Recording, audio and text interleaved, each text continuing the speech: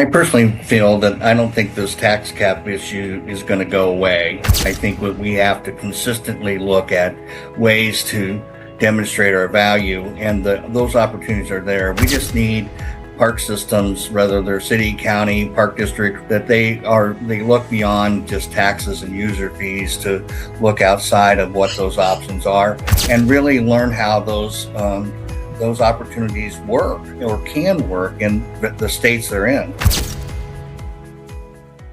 Welcome to the Daily Parks and Rec Show Leadership Series, hosted by Craig LeBlanc, founder of DPRS Media Network, where we spotlight the visionary leaders shaping the future of parks and recreation.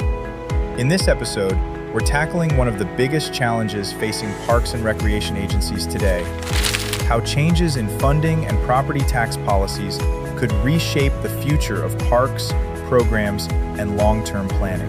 Join us as we sit down with Leon Younger and Carlos Perez to explore innovative funding strategies, master planning, and how communities can prepare for financial uncertainty while continuing to serve the public. Let's dive in. All right, we are live again. We have a little special edition for you this morning. This is Craig LeBlanc, your host with the Daily Parks and Rec Show Leadership Series. I have a special guest, Leon Younger, who also brought with him Carlos from, and I think Carlos is in Florida. He's going to tell you a little bit more about him. So he's, I believe, a landscape architect that works with a lot of great communities, helping them with master planning, along with Leon. And one of the things that we wanted to talk about is a lot of these property tax implications that are hitting Florida potentially, and what that does to all the financial planning, all the master planning. You can imagine that if you've got this 10-year master plan and all of a sudden your budget gets completely restructured, that you may have to adjust your master plan. So we wanted to talk about what are the different things we can do? What are the other sources of revenue? And so we had a great discussion yesterday. And as timing would have it, I interviewed Beth Powell over there, who is also in Florida, very passionate about it, has worked closely both with Leon and Carlos. And so that was my show yesterday. So this is more of a continuation, a more in-depth look at the revenue side of the equation when it comes to parks and recreation. But before we get started with that, I did want to encourage everyone, Carlo, if you want to pull up our YouTube encouragement. So you can find all of the content we've made. This is our 620th video of all for parks and recreation. And you can find our entire content library on YouTube. You're probably watching us right now live on LinkedIn or Facebook or X. But YouTube won't allow us to stream live on YouTube until we get 1,000 subscribers. And we built the whole network on LinkedIn and Facebook. And it wasn't until people started asking us, they were saying, hey, you should get a YouTube channel. And we were like, well, we have one, but we forgot to ask everybody to subscribe. So here we are asking everyone to go to their phones and subscribe to our YouTube channel. And what they'll do is when we hit 1,000, which we picked up on 150 last week, when we hit 1,000 subscribers, we can then stream all of our content live on YouTube, which will be in addition to Facebook, LinkedIn, and X.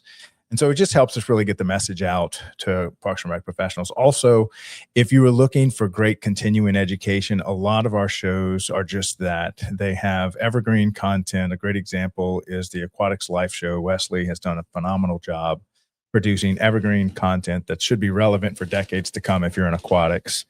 And so you can find all this on Spotify. You can find it on YouTube. All of our content's been uploaded. Big shout out to Carlo, the stage manager. He's in charge of doing all that and converting all those video and audio files. It's a lot of work when you're kind of pushing all this content out. Let's go ahead and pull up the TV guide.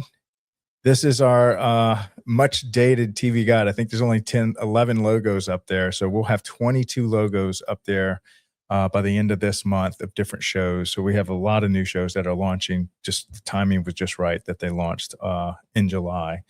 But we have topics ranging from arts in Parks and Rec, the Military Rec Show, technology, the Aquatics Life Show, Youth Sports Mastery Show, ton of great stuff, all in an effort to raise awareness and share the wisdom found in Parks and Rec.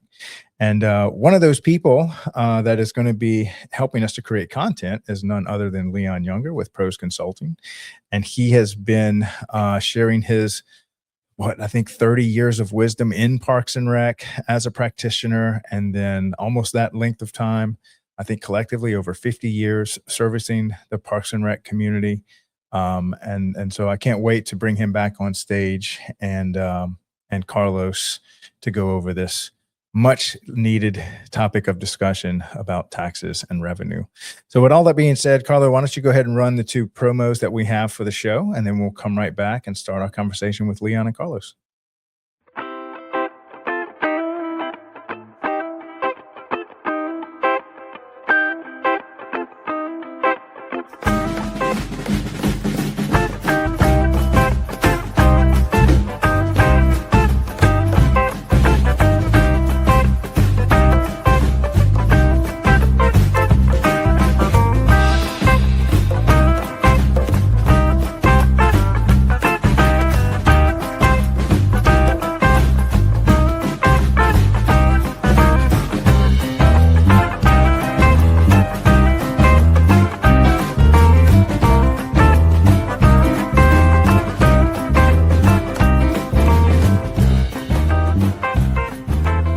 The future of Parks and Recreation isn't coming, it's already here. Across communities everywhere, technology is transforming how parks connect, engage, and serve the people who rely on them. From smart amenities and connected infrastructure to real-time data and innovative solutions, a new generation of parks is taking shape. Welcome to Smart Parks Forward, presented by DPRS Media Network and co-produced by Outdoor Link. Each episode brings you the leaders, innovators, and visionaries driving the future of parks and recreation. Discover groundbreaking ideas, real-world success stories, and the technologies helping agencies create safer, smarter, and more connected communities. Because great parks don't just improve spaces, they improve lives. The future is connected. The future is intelligent. The future is now. This is Smart Parks Forward. Technology isn't just changing devices, it's changing communities. It's changing how we connect, how we lead, and how we create experiences that bring people together. Because today's parks and recreation industry isn't only about fields, facilities, and programs. It's about innovation, smart systems, digital experiences, and the people transforming ideas into impact. Behind every thriving community, there are leaders embracing change. As technology evolves, parks and recreation professionals are discovering new ways to create safer spaces, stronger connections, and better experiences for everyone. This is where conversations meet innovation, where ideas become action, where parks and technology come together. Welcome to Parks and Tech Collective, streaming on DPRS Media Network. All right, guys, welcome to the show this morning. How are y'all doing? Great. Thank you. Yeah. Well, welcome back, Leon. Carlos, I'm sure I did a terrible job explaining what you do over there in Florida. Would you please help color it in a little more accurately? Sure, absolutely. Well, first and foremost, thank you for the opportunity to be here with Leon and you, Craig, and congratulations on your ongoing success in this Yeah. show. So, Well, thank you. But a little bit about us. We're a firm is Perez Planning and Design. We have a presence in Atlanta, Georgia, Orlando, Florida, Chicago, Illinois, Iowa, and work in those different areas, really focused on three types of services. Park system planning that we've been doing now I've been working on for the past 20 years, many of those with Leon and Pros and his team.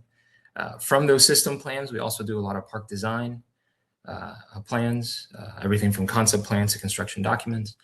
And then we also have active transportation planning and design, a lot of trail planning and design projects. So we're landscape architects, urban planners, urban designers, really working in all scales of park systems. Fantastic. And you said it was 20 years ago. What year did you start that? I've been practicing since 2004, and Perez Planning and Design has been going now for 12 years. We've been in practice for 12 years. Fantastic. Okay, so the topic at hand today, how do we want to label this topic? I know there's so many different ways you could do it. At first, I guess it was brought to my attention when the big potential Florida bill of canceling property taxes for the whole state. And here we have the entire Parks and Rec Department's foundation of funding is sitting on top of that. But now that I've started to learn a lot from y'all, I had a great conversation with Beth yesterday, and I'm realizing that it really is a lot more detail oriented. So maybe we can call this like a finance show or something like that. I told Beth, I said, if this law doesn't pass, this is going to be the greatest exercise in financing. Yeah. And understanding where your money's coming from in the history of the state of Florida. Maybe are y'all familiar with the actual bill that's looking at passing? Yeah, so we've been following it for a little bit, as are most of our clients and friends in Florida. But it does a couple of things. One bill will increase the homestead exemption to $150,000 the first year, $250,000 the second year, and then beyond that will grow even more. I'm not sure the details of that third year. Okay, and it's really focused on those primary homeowners, right? Those are the ones that are getting that exemption. If you have a second or third home, you will continue to pay those taxes. So that's one portion of it. And then the other one puts a cap on the growth and then limits the ability of local communities to increase their property taxes moving forward. even at the local level? Even at the local level. Oh, wow. And I guess this is in an effort to just make Florida more attractive to U.S. citizens moving here. It's just lowering the tax base, and I know a lot of the citizens are like, yes, less taxes and stuff. But I think a lot of citizens, like you had said to us when we met offline in Florida, that a lot of community members love their Parks and Rec department. And I even highlighted how in Baton Rouge we voted down every tax measure that we could that you could throw at us, except for our Parks Department. Anytime they needed money, the whole city would pass it. And so it just goes to show that people might not like what we're doing with their tax money or what the government's doing with their tax money. But when it comes to parks, I think what the Parks and Rec profession will find is that they're not alone. Their community really does like to see what the work they're doing. I think that's been the interesting part of this, right? Is whenever we've done park system plans in Florida, most of the time, depending on the comfort level of leadership, both the director, parks director, as well as city officials and city managers, we will explore the increase of funding for parks, right? So we will ask the question, we will ask elected officials, community members, in interviews and public meetings, as well as in the statistically valid surveys. We'll ask them, would you be willing to increase property taxes to fund parks and recreation improvements? And I think the range that I've seen is between 20 and at most 30% will say, no, we are not interested. The rest of the respondents will say, yes, we are happy to increase, especially if they're focused on parks and recreation. So that's why it's been interesting, right? Is you have some folks that are wanting relief from property taxes, and that is something that has been heard. But at the same time are saying, hey, it's okay to increase my property taxes for parks and recreation services. So it's definitely an interesting dynamic. Yeah. And Leon sent me a document, and I was reading just through the first paragraph. I'd like to just read it because it really sets it up correctly. But it says, Parks and Recreation departments are entering a new operating environment. Federal stimulus dollars are ending. Traditional grant programs are less predictable. Property tax reform or elimination is gaining traction in several states. Deferring maintenance is growing, and communities are still expecting parks to deliver health, equity, climate resilience, youth development, economic development, and quality of life outcomes. The future model cannot rely on one dominant revenue source. It must be diversified, outcome-based, partnership-driven governance, and funding model. So I think that was just a great place to start. Do y'all have anything to add to that? Well, I think the biggest thing for park systems is that we have a lot of capability to create earned income. And, across the United States, there's more than 140 ways park systems are funded, but typically a park system usually has somewhere 20 to 25 funding options that are available to them. And in these tax caps, it's really an issue that's, right now there are 22 states looking at it.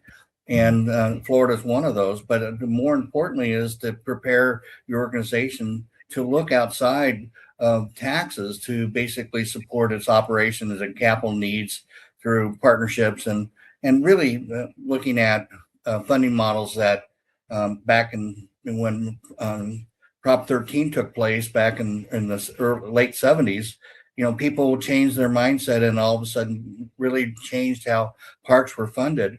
And we need to do it again, looking at all the options and which ones really fall in line with what the public would expect and support. Hmm.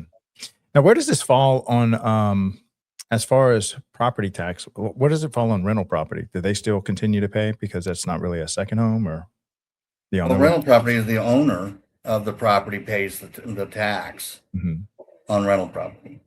And so, but this is just mainly homestead exemption. If this is your primary residence, Right. and for those that don't, maybe we should define this a little, because I have to keep reminding myself that there is a growing population of non-homeowners that are like, I pay my rent and I want property. And so, yeah, go up with the property tax or whatever, even though that's probably going to come back to haunt them later. But when you buy a home, if this is your place of residence where you live, you pay property tax based on the value of your home. But a lot of states give a homestead exemption. And it used to be, I think in Louisiana, if your home is worth less than $80,000, you'll owe zero property tax.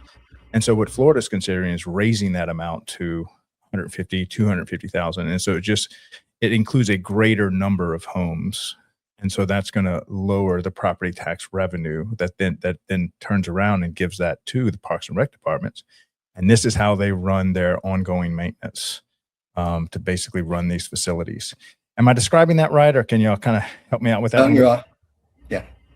Yeah, you're correct.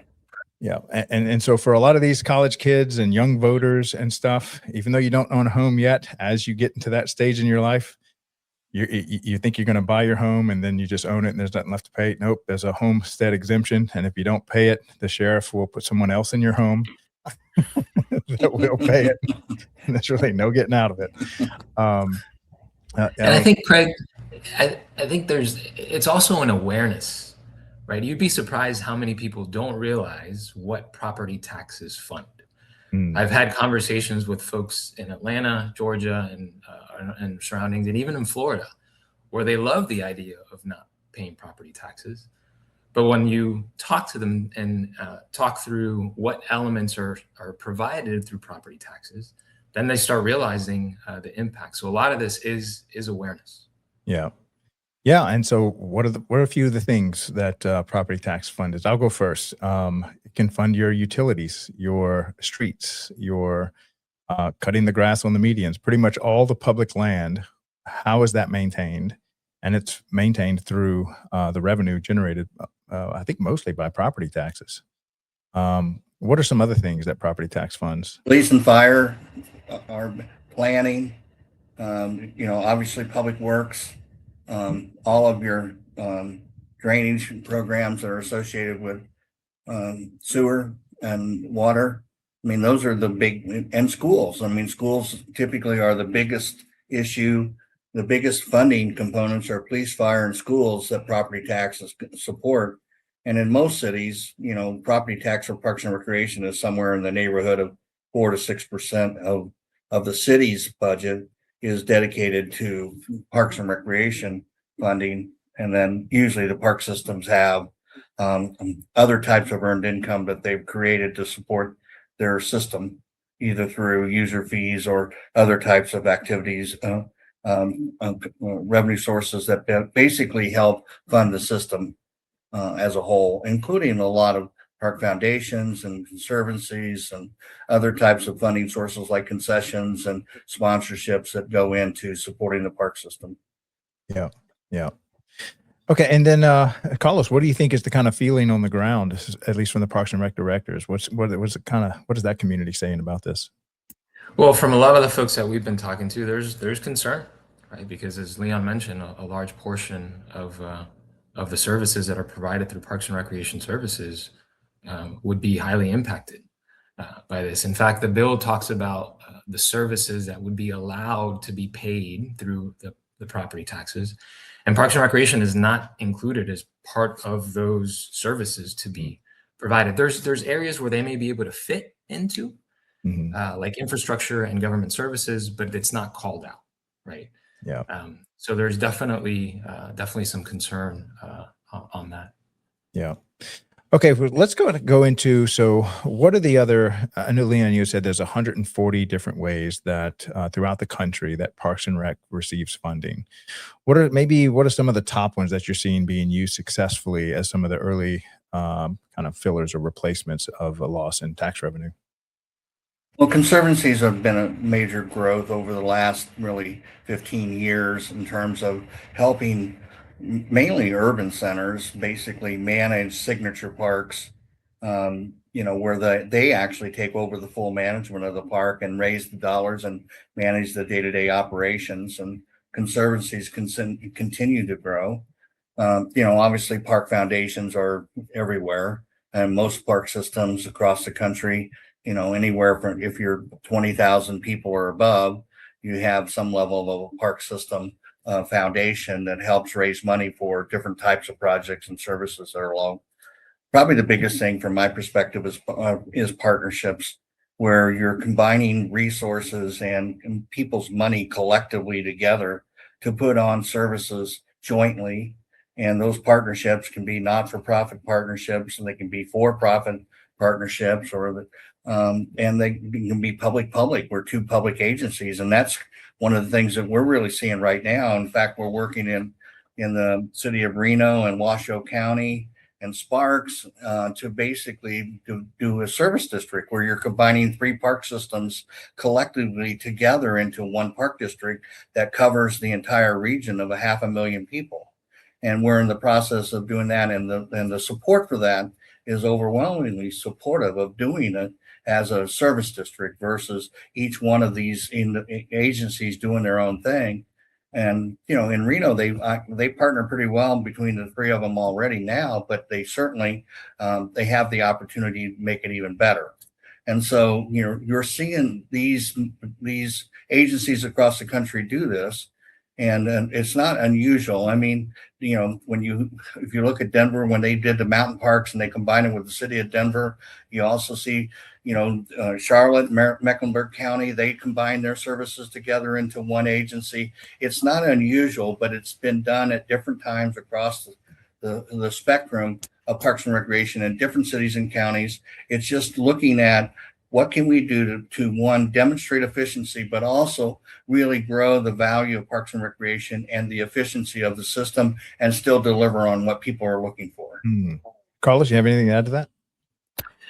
Yeah, when this conversation started, we started hearing about this, I started doing a little bit of research on history, right? What has happened in the past? Has anything like this happened in the past? And I found two comparable, which then inform potential strategies. So just to frame it a little bit, I'll mention the two. First is Proposition 13 in California that Leon just spoke about. And so I'll touch a little bit on that. And then the other one was the New York City fiscal crisis of 1975. And there's some lessons there. So in terms of Proposition 13, this was in 1978 that it was passed. And what it did is it rolled back assessed values to two years prior, 1976, right? So there was a reduction in income based on that itself. Then it limited the tax the rate of taxation at 1% of assessed value. So again, another knock there. And then moving forward, it limited the annual increase, the value collected at 2% per year. So really affecting park systems. So at that point, park systems had to find other strategies. Something that was explored and was used in California, and to this day, my understanding it continues, is looking at non-ad valorem based tax strategies, right? You have property tax strategies, which is what's being eliminated or not eliminated yet, but poised to be reduced in Florida. And then you have non-property tax.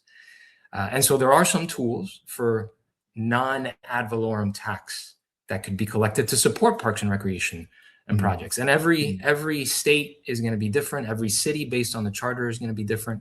But there are some strategies there that cities could pursue. They do take a little more work, right? Many of those take 2/3 of voters to approve its use. So there is a little more engagement, more coordination to get them passed, but there is that vehicle. And I thought what was interesting was that, as I was reading this about California, is that there is a large support for the use of these mechanisms to fund parks and recreation services, right? So there's a strategy there or a lesson there to learn from, right? That to explore other less popular but potential non-ad valorem tax. Yeah. The other piece related to California is that a few years later there was a new state legislation passed that then facilitated the development or the implementation of parks and recreation projects. In the case of California, it was the development of community facilities districts, or CFDs, which then facilitated the possibility of building new facilities and new parks and recreation projects, and then paying those over time as well.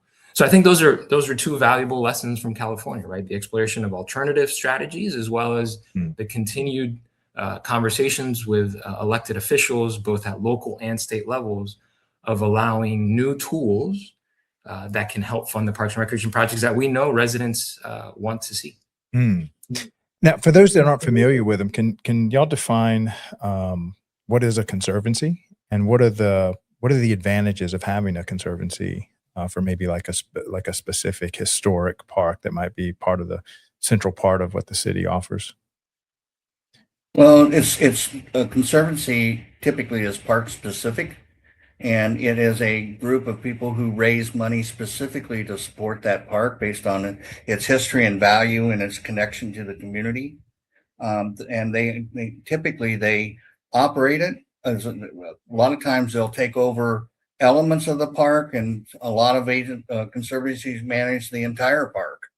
And so, as example, Central Park, the conservancy took like 10 years before the conservancy totally managed Central Park. Well, a lot of systems, they will take over pieces of it, and then they'll basically manage the entire park, the management of it, the maintenance of it, the operations of all the attractions that are associated with it. And people see those parks as historic elements and that need to be protected and managed, and they're willing to invest in it through various funding options within that park to support its operations, because people see that as who that city is. That park makes up the value of that city. And so that's why conservancies have become very popular.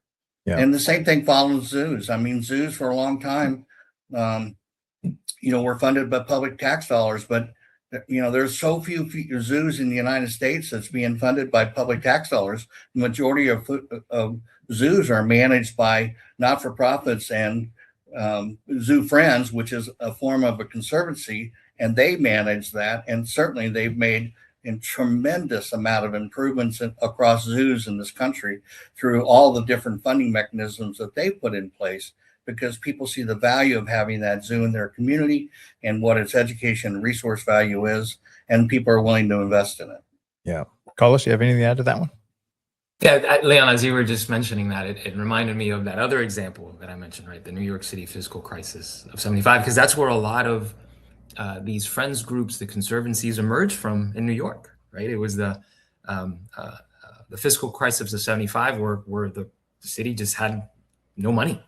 Right, so park maintenance went. There was no one to maintain the parks. Right, so it was interesting that what happened then is a lot of park neighbors started becoming the stewards of those parks and organizing. Right, you'd have a group that would mow the lawn and you for this part of the park, and another group that managed another part of the park. Right, and that slowly then led to the development of all these different nonprofit organizations and friends of groups that are present to this day. Right, and still work together to maintain parks. So that's another lesson to be learned here, right? Is the coordination, the importance of close coordination with our park partners in all communities, right?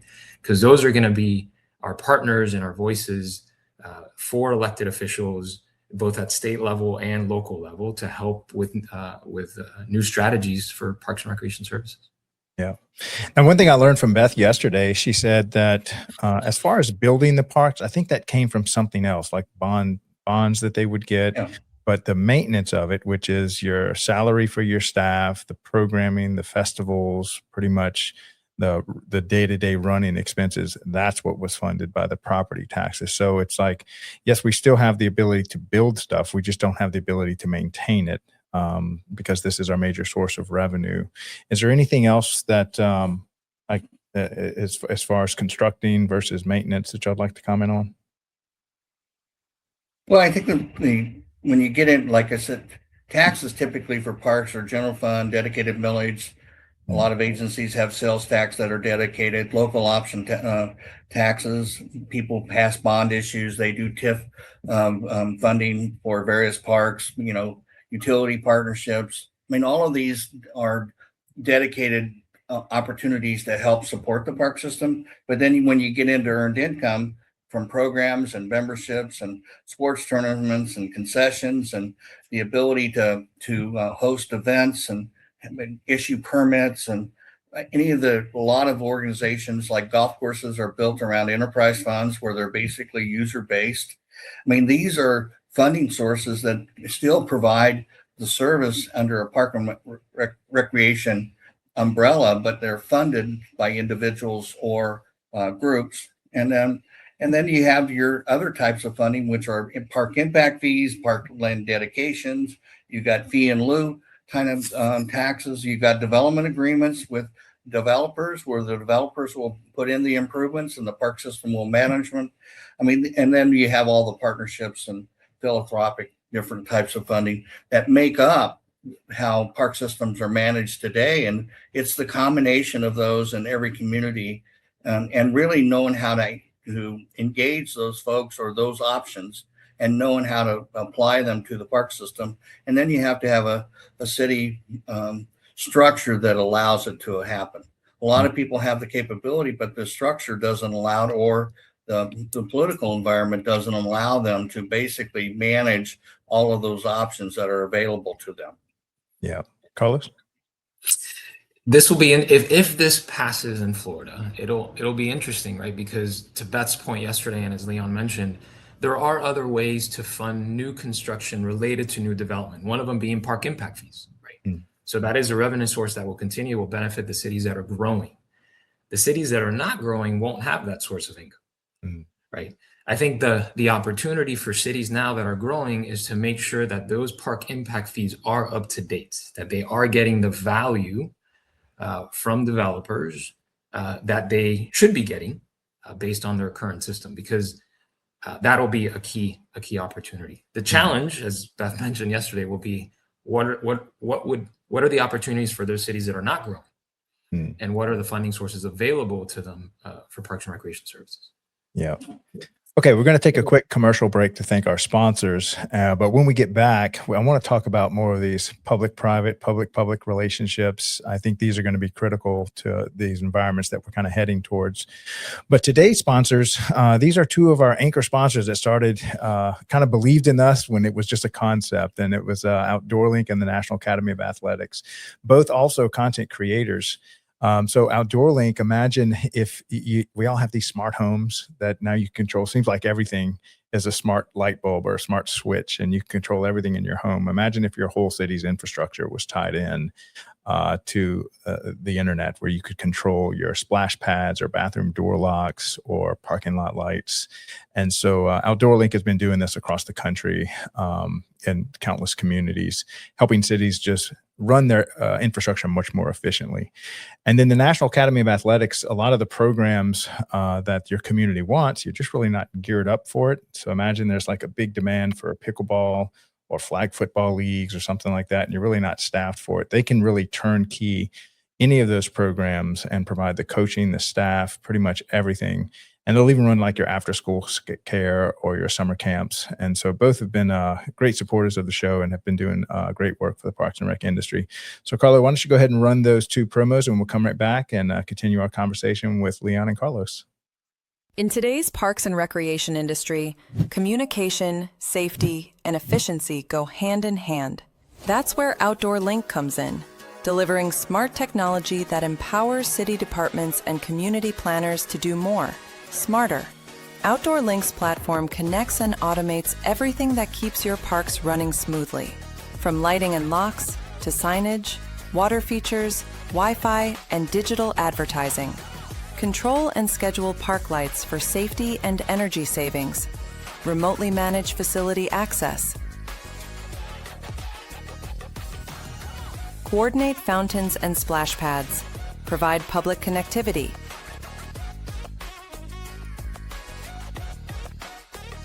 All from one simple, unified platform, giving you real-time control, data, and cost efficiency.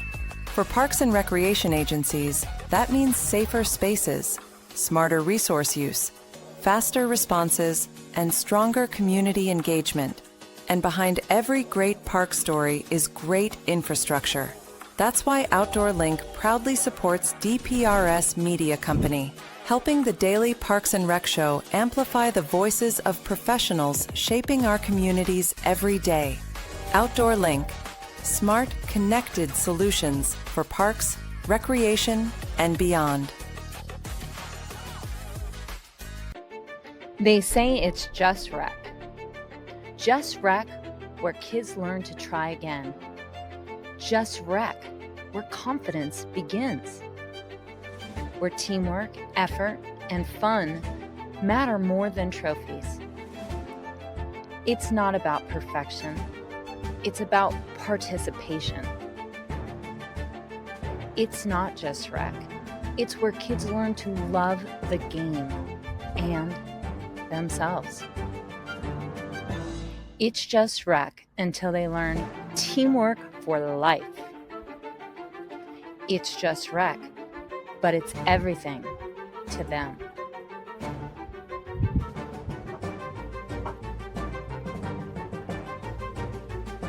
It's more than rec. It's a movement. It's just rec until you realize it's shaping the next generation. Together, we're not just running programs. We're building a culture of confidence, connection, and community. Join us. All right, I feel like this is not fair. Leon's given me an amazing cheat sheet, which I usually don't have for the shows. And I'm like, this is going to be like 5 shows. This is not one show. But I just wanted to read this question that he posed on here and give you all a chance to answer it. So, are parks and recreation departments facing a temporary funding challenge, or are we seeing a permanent shift in how public parks will need to be financed or governed? Leon, what you got on that one? I personally feel that I don't think this tax cap issue is going to go away. I think what we have to consistently look at ways to demonstrate our value, and those opportunities are there. We just need park systems, whether they're city, county, park district, whatever, that they look beyond just taxes and user fees to look outside of what those options are and really learn how those opportunities work or can work in the states they're in. We're working, like I said, in Nevada right now. They have very conservative tax laws in relationship to what park systems and cities actually can support. And then you have a lot of other communities that have a much broader way of funding. But you have to understand how those funding mechanisms work. But it's also okay to put in legislation that basically changes how people use or see parks. And a lot of times you don't see that much of legislation coming from the parks and recreation world. It usually comes from, a city or county, group that is trying, or school districts that are trying to to change the tax structure. And park systems just really need to understand how money works in their state or in their community and all the methods that are available to them and how to put them into their organization so that they don't put so much pressure on the staff or can't meet what the community's expectation of the park system is. Carlos? Yeah, I agree with Leon's thoughts, and we know of at least 10 states that are considering some type of property tax measure. And a lot of eyes are on, I'm sure, on Florida. And depending on what happens in November, there may be other states considering that. I know Georgia, where we do a lot of work, is also considering that as well. So the opportunity is to get ahead of that in many states. And one of those strategies is simply bringing awareness, right? Using park planning projects, park system plans to bring awareness to residents of how these projects are truly funded, and what are the models and the choices, right, that are available should some of these funding sources go away. So residents are aware, right? So if it does become a ballot measure, there is awareness of those impacts. Yeah. And this is a great statement off of that one that I'm reading here. I'm gonna just read this one. It says the future funding argument cannot be that parks are nice to have. And I think we saw that in COVID, where it was, we really didn't know what the park system was until it was gone. Kind of like that old, I don't know if you remember that old Otis Redding song where he says, "You don't miss your water till it's gone." And Yeah. I think during COVID, we realized the value of our park systems when they were shut down. And so fortunately, I think that was a big win for park systems, is the world got to see what it's like when their Parks and Rec is considered non-essential. And so I think, like you said, the message needs to shift from nice to have to that it must be positioned as essential civic infrastructure. And I've even heard one of my show guests call it social infrastructure. And tied to public health, stormwater management, heat mitigation, youth development, public safety, tourism, workforce attraction, economic development. I think that's the position that we need to be heading. But I think we're just maybe as an industry not good at communicating that to non-Parks and Rec people. It's like the Parks and Rec people understand the value of it. It's in their heart. They love it. It's in their why they do what they do. But the rest of the community thinks they just cut grass and maybe pop fireworks on 4th of July, and that's it. It's really so much more. Maybe talk about why is Parks and Rec? I'll give you all a chance to answer that question. Why should Parks and Rec be considered an essential service? Carlos, would you like to go first? Yeah, I think you alluded to where we saw the benefit most closely and recently was COVID, right? Mm-hmm. When a lot of residents really spent a lot of times in parks, and park use increased substantially. The other is also what you touched on, that we as planners and designers know these things, but residents and users may not. But the role in parks in addressing the elements associated with stormwater infrastructure, right? Right now, there's a lot of cities that use traditional gray infrastructure, right? Pipes under the ground to facilitate and help with stormwater. But building and maintaining those are more expensive than if you use green infrastructure. So parks is a tool to improve water quality. So there's a cost saving somewhere in the neighborhood of 10 to 20% if you use green infrastructure versus gray infrastructure, as well as all the added benefits that come with parks, including mental health, physical health, economic development, air quality, et cetera. So that's one example. The other one is looking at it from an economic development perspective, right? As a developer in so many projects that we've worked on, the parks piece becomes the catalytic element of that future development that happens. In many instances, being the first phase to be built because it attracts users and therefore businesses, right? So to your point, there's an opportunity to continue to amplify the role of parks beyond just leisure, right? It's an opportunity to really talk about those broader benefits that are available. Yeah. And I think we all have those people in our lives that just don't speak up when they need help. And a lot of times our response to that, had I only known that you were struggling, I would have stepped up and helped you out. And so I think this is a great opportunity for Parks and Rec professionals to get good at communicating what their needs are and the value they bring to their community more than ever. Leon, so what would be your answer to why Parks and Rec should absolutely be considered an essential service? Well, it's one of the few government agencies that you have total capability of doing something on your own, and it touches just about everybody's life from 2 years old all the way through their late 80s and 90s. And so it's not dedicated to a certain group or certain income group or a certain area of the city. It has the capability of directed and self-directed activities.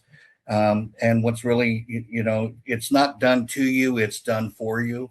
And the ability is if you can take as much of the park system you want and use it as much as you want. Nobody's limiting you. It's really the ability to recognize what's available and how to access it. And really between self-directed and organized activity, it serves your entire community. And I always say that there are no great cities that don't have a great park system. Mhm. And when they have a great park system, you feel it. You feel it when you drive into the community. You feel it when you're in the neighborhoods. You feel it how people basically talk about their community and how embedded they are to the history and the background and what makes it work. And so park systems are a big catalyst of that. And sometimes I don't think we do enough to really share that message. Yeah, yeah. I want to play a little video, Carla, if you want to cue it up, the essential services video. When we first started this media company, this was one of the first topics that came up is why Parks and Rec should be considered essential services. And because we're a media company, we have all the video editors and stuff. I was like, all right, guys, let's make a message for the community that you could play in front of elected officials to kind of start the conversation from here. So, Carla, why don't you go ahead and play that, and we'll come right back. I'd love to get you guys' take on this. When we talk about essential services, what comes to mind? Police, firefighters, healthcare. But there's another essential service, often overlooked, yet always present. Parks and recreation. Parks and Rec is health. It's the walking trail that lowers blood pressure, the recreation center where seniors fight isolation, the swim lessons that prevent tragedy before it happens. This isn't a luxury, it's a lifeline. Parks and Rec is safety. A playground instead of a street corner, a basketball court instead of trouble, a summer camp where every child belongs. It's not just about activity, it's about protection, prevention, and possibility.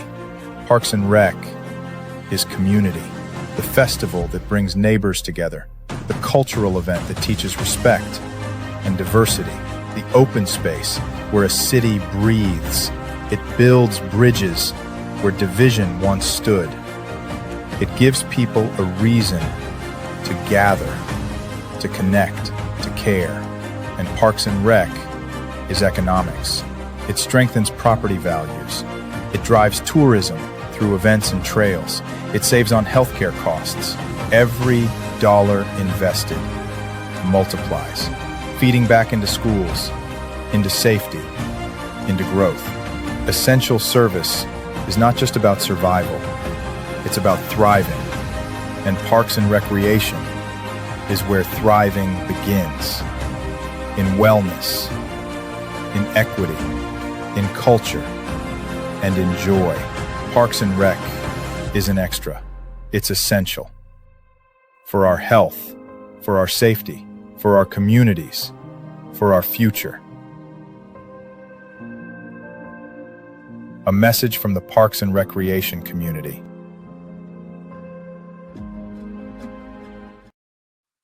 All right. That's Anything great. that? Oh, thank y'all. Well, Thank you. Chris is one of our very talented video editors. Every time he makes a video, we're all like in tears. Well, one Yeah, of that the was things impressive. that I liked about it was all about the people and spaces and how those spaces are energized by people, but also what they mean to the community. A big component too is all the environmental spaces in a community and how that makes up the really the structure of a community and how that really plays out as well. And I think Carlos will really lean on that because that's one of his major expertise is the balance between active space and natural areas. So. Carlos? Craig, I think one of the things that the video reminded me of is something that we've been doing the last few years is as we're doing our system plans and speaking to elected officials, in addition to getting their thoughts on parks and recreation needs, we also spend time talking about with them about things not related to parks and recreation. Mm. So we'll ask the question, what is it that keeps you up at night not related to parks and recreation? So is it community safety, affordable housing, economic development, mental health, physical health, homelessness? What are those challenges? We'll get the same thoughts from the community. And then the opportunity is to use the process to not only address the parks and recreation needs that we're that the department needs, but also find the intersectionality, right? What is that intersectionality between the park system and these other elements that the community is concerned with? Because most of the time there's either direct or indirect connection to those issues that if we address them through the park system, does three things for us. First, it educates the community on the power of parks, exactly how this video talks about. It's more than recreation, it's about community health. It also has the potential to identify potential partners, new partners that can help with parks and recreation services or other critical services. And then through those partners, then additional funding sources to help support the system. Yeah. So it begins with how this video beautifully does, is educating the power of parks and the role of the system in community health. Yeah. And, you know, I think we all have budgets, our little family budgets. And so imagine if dad is like, you know what, we can't afford this car. We're just going to sell it. And the repercussions is that now we have to walk to the grocery store. Now everything that car was doing for us, now we have to do in other ways, maybe much more inefficient ways.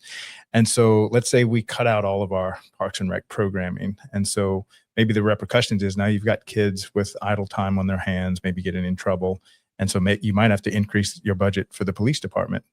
And so where a lot of the essential services that a community offers are more reactive, whereas Parks and Rec is more of a proactive. Like a healthy community doesn't need as much policing as an unhealthy community.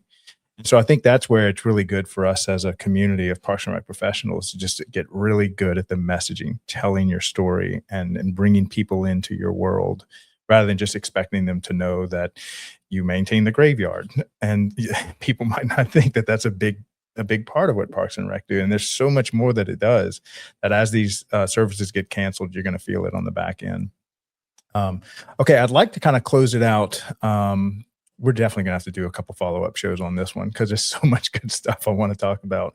But let's go ahead and end it with these partnerships, both private, public-private, public-public, that kind of stuff. Let's kind of start the conversation on that, Leon.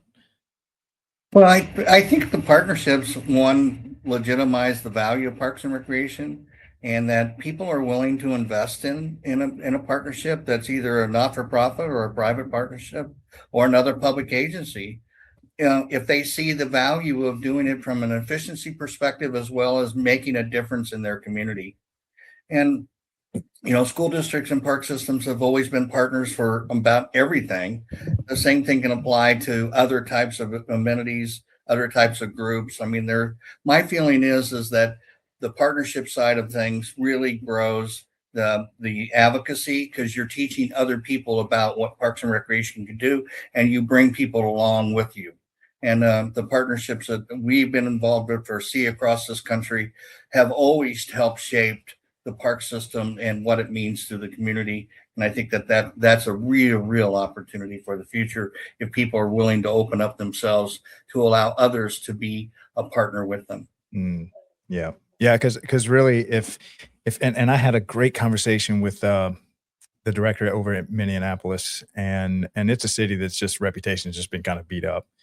And their downtown area was just the highest crime area, really in the country, but definitely in their network. And the police chief actually came to the council meeting and saying, here's our crime stats. And they gave the downtown park area to one lady that we had on the show. And within 2 years, it just turned from a high crime area to a thriving area, and businesses were investing and putting more money into that area because the park system started to build these anchor community centers and create stuff to do. So now fast forward to today, instead of having a downtown that's kind of shady, they've got run clubs running at night. They've got pop-up yoga stuff happening everywhere. They've got teen centers. And their last council meeting, the police chief didn't even bring up a crime issue at all. It was not even a topic. And it just shows how Parks and Rec can really turn an area around and lighten the load on the policing that needs to be done. Carlos, do you have anything to add as far as the partnerships? Yeah, I think so. A couple of thoughts there is one of the strengths of park systems, right, is that we attract people, right, through events and through spaces. And then if we can document the number of people that visit that over time, then that's good data to share with partners, right? Private partners. And so we're familiar with a few projects where they've used that data to then attract private development, right? So to a certain degree, the park system becomes a land provider, a partial land provider, or a venue provider for then private businesses to do business there. And so the Parks Department gets a cut of those revenues, as well as a potential lease of land, right? So that is a opportunity for public and a true private partnership, and the opportunity there is to track that data and then be able to share it in a way that attracts those people. So that's one thought. The other is that came to mind was what you shared about community safety. What so many great examples across the country, and I think Los Angeles County and City of Los Angeles are leading the way of this, right? And using Parks and Recreation as a strategy to improve safety in communities, to the point that, if I remember correctly, with Summer Night Lights, the program that I believe continues is largely funded through philanthropy because of the impact that it's had in communities. So it all goes back to what we've been talking about, right? Is the power of telling that story and then tracking the data to then be able to share that with decision makers. Yeah. Okay. So we have a little tradition at the end of a lot of our shows. I'm going to give y'all a question that's a common question that we ask our show guests. And then I'd like for y'all to think of a question you can leave for my next guest, maybe with this whole topic we've been discussing. But the question I have for y'all, if you were a piece of playground equipment, what would it be and why? Carlos, why don't you go first? Oh, hands down, a swing. Swing, because you go through highs and lows, but you keep going, right? You keep going. And at the end of that experience, even though there's been some lows, you focus on the highs and that keeps you going. So definitely a swing, and a very tall swing, right? So something dangerous that your mom is questioning your dad's sanity when he's pushing you on. Exactly. Leon? Oh, I think a slide. I'm always into, you start at the very top and you really enjoy it, and then you're able to slide into the feeling of being free, and slides offer that. Now, are we talking about one of these 1980s slides that you hit about 80 miles an hour on, or one of these? Well, they're all different nowadays. That's right. That's right. Okay, so what question can we leave that's kind of thought-provoking when it comes to this topic we've been talking about? Well, for me, I think, what are all the options that you have thought about it in your park and recreation agency and always wanted to do that will broaden your financial capability, and what are the policies that need to be put in place to allow you to do it? Fantastic. Carlos? One that comes to mind is around the partnerships, is to think about who are those, and this is a local, this is the answer to this will vary from community to community, right?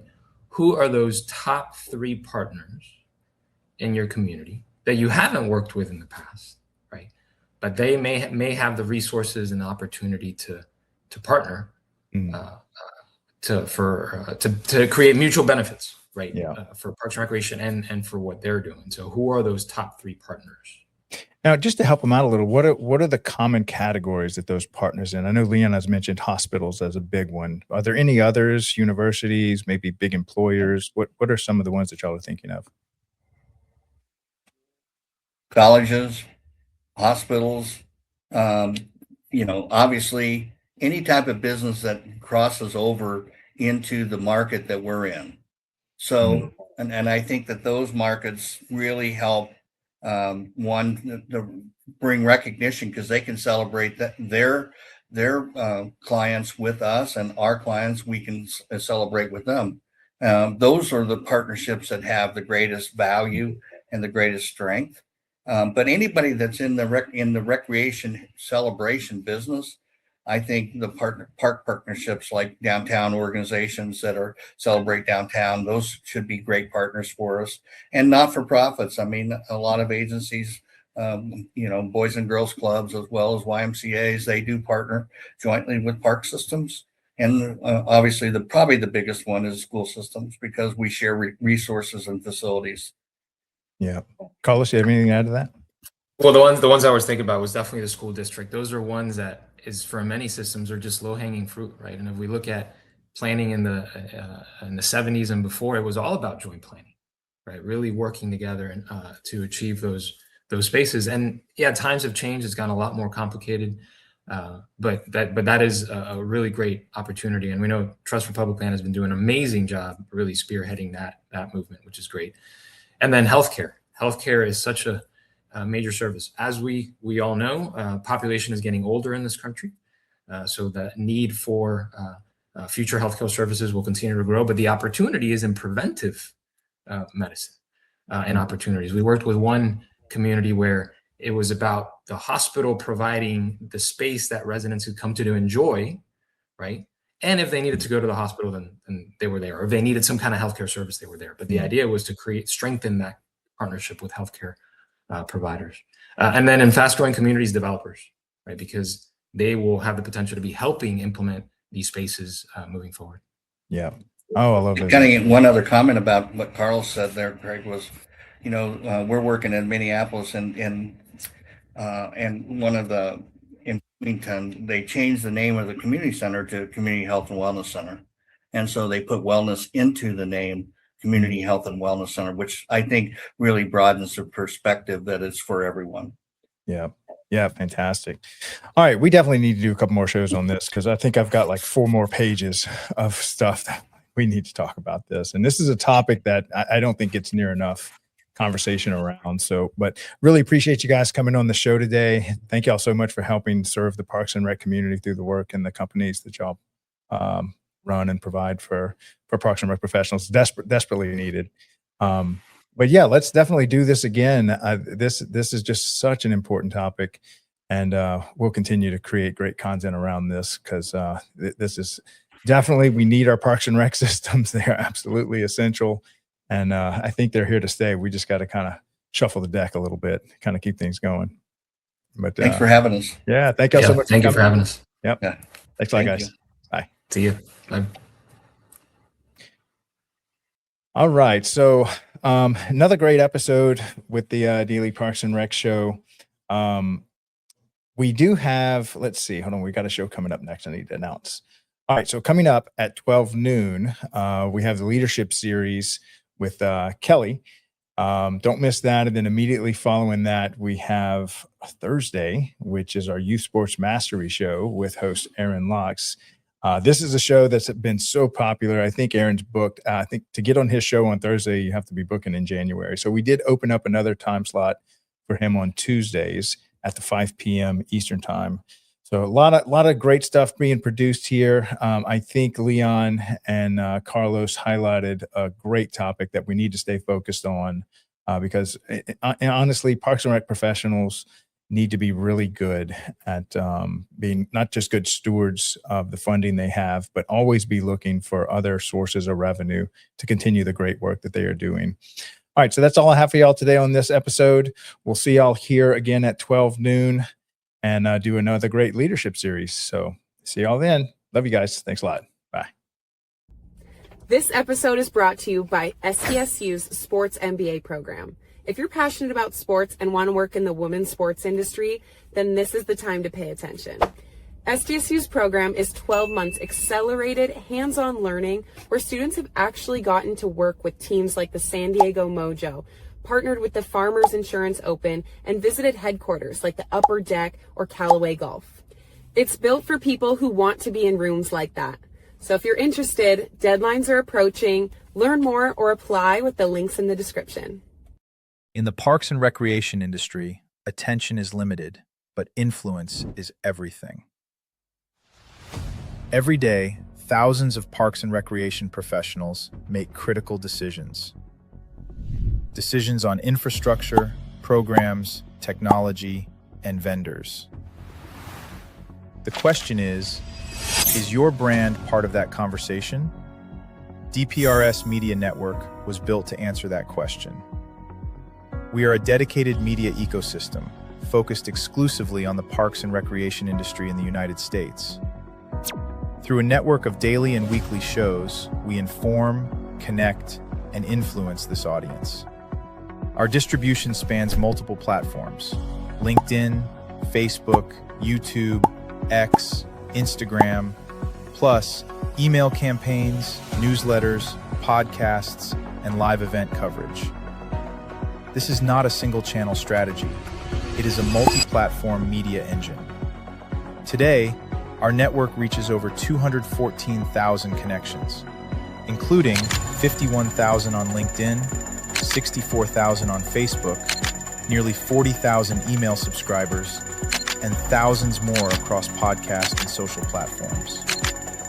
While some audiences overlap, our true value is not just reach, it is relevance. We speak directly to parks and recreation directors, program managers, and industry leaders, an audience that is highly targeted and actively engaged. Through DPRS Media Network, your brand integrates seamlessly into this ecosystem. Through sponsored show segments, targeted advertisement placements, podcast features, and host-read promotions, even custom branded content. Not as interruptions, but as part of the conversation. And we don't just operate online. We attend over 15 major parks and recreation conventions each year, reaching more than 24,000 professionals in person. Through live shows, interviews, and on-site media coverage, we position our partners at the center of the industry. Every piece of content we produce is amplified across our entire network.